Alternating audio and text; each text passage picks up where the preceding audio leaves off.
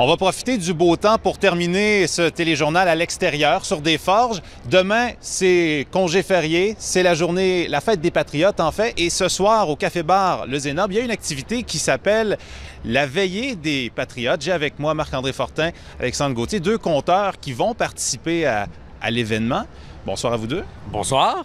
Dites-moi, expliquez-nous, c'est quoi le concept de la Veillée des Patriotes? Bien, au Zénob, ce soir, il va y avoir 4 conteurs, 2 musiciens, une soirée festive en l'honneur des Patriotes, ceux qui ont été là il y a longtemps.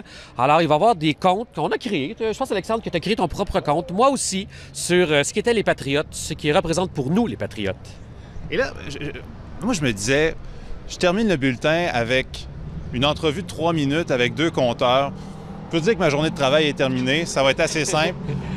J'ai un défi pour vous. OK. Vous allez, parce que l'objectif étant d'inciter peut-être les gens à venir vous voir, vous avez 2 minutes, et j'ai un chronomètre ici, vous avez 2 minutes pour créer un conte de façon spontanée.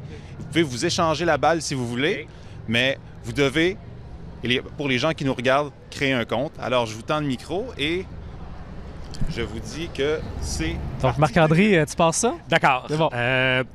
Cette histoire-là, elle se passait en 57, en 1757. À Trois-Rivières, au confluent du Saint-Maurice et du fleuve, là, il va y avoir un amphithéâtre. Il y avait une place très réputée qui s'appelait l'auberge à Joe Beef, que tu connais. Oui, c'est vrai, c'est une vraie auberge, ça existait. Et cette auberge-là, chez Joe Beef, c'est la place là, où tout le monde se réunissait pour regarder le hockey. Mais là, je sais, vous vous dites 1757, regardez du hockey, pas d'électricité, pas de télévision. Attendez, on est dans un conte, tout s'explique. Ben, c'est parce que Joe Beef, il avait le sens des affaires. Il avait fait poser des belles grandes fenêtres. Là. Hey, c'était 72 pouces, ça. Tu voyais HD à travers ça, là. Comme si les joueurs étaient là pour vrai. Semblerait-il que si on ouvrait la fenêtre, que si on sortait par la porte, on pouvait même voir les joueurs en 3D. Pas de lunettes, là. Pas de lunettes! mais il y avait un problème. Comme les parties de hockey débutaient en fin d'après-midi, bien, le soleil, à un moment donné, se cachait derrière Shawinigan. Puis là, vers la fin de la deuxième période, on voyait plus de l'auberge jusqu'à la patinoire. Fait que là, ils ont trouvé une solution. Ils ont dit, un gars qui va sortir de l'auberge va aller à mi-chemin. Fait que lui, il voit encore ce qui se passe sur le jeu, puis il peut commenter en parlant assez fort à ceux qui restent en dedans, qu'est-ce qui se passe sur le jeu. T'sais. Mais là, il y avait un autre problème. Ceux qui arrivaient après la partie n'étaient pas au courant.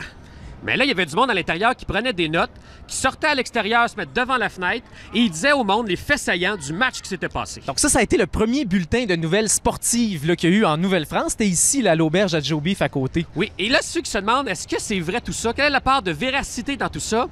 Bien, vous pouvez aller voir l'auberge à Joe Beef. Elle n'est plus encore, il va y avoir un amphithéâtre. Et puis là, si vous prenez la 55, qui est le chemin le plus droit de l'asphalte aux Épinettes, à la hauteur de Saint-Boniface et de Shawinigan, à votre droite, à la sortie, il y a une place qui est sur la butte, un toit orange. C'est là.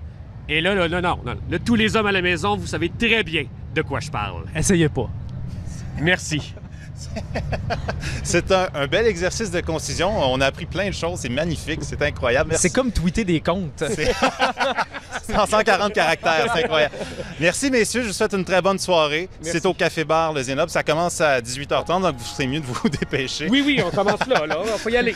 Merci. Alors voilà, c'est là-dessus que se termine le téléjournal Mauricie. Je veux juste vous dire que l'équipe fait relâche demain, mais toute l'équipe revient mardi. Bonne soirée.